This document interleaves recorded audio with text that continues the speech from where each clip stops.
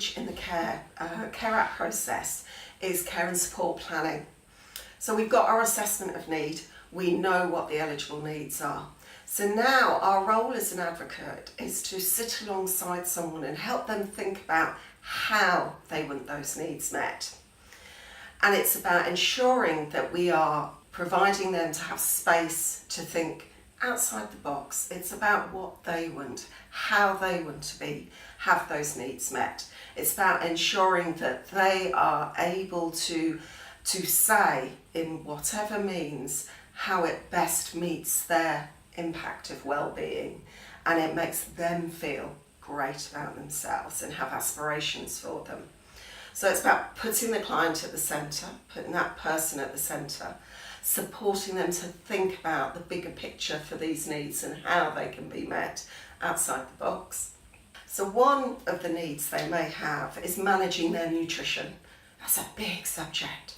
So when we break that down with the person and we ask them how do they like to manage their nutrition, which is about what do they like to eat, how do they like that provided.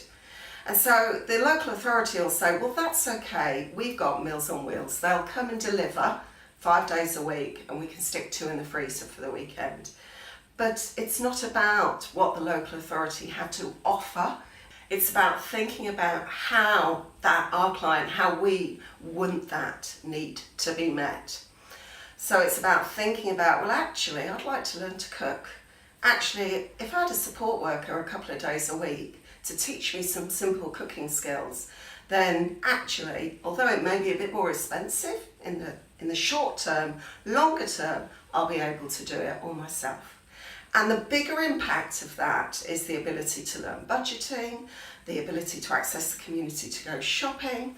So as an advocate, it's about encouraging and enabling our partners to be thinking about how they want those needs met and not just accept an initial offer of what's available to us. So the Care Act is a fantastic piece of legislation because it gives us the opportunity to remind the local authority of their accountability to ensure that the person is at the centre of the decision-making process and to ensure that they are not just providing services. So we have this, this and this, you choose. It's about, well, actually, I'm a whole person. For my individual well-being, person-centred, this is what I would like. And that's the conversation. So let's imagine that the person wants a new cooker. Nice, spanking new, all the knobs, everything that does everything. So they can ask, obviously, we can support them to ask. But the local authority are quite within their rights to say, no, we're not providing that.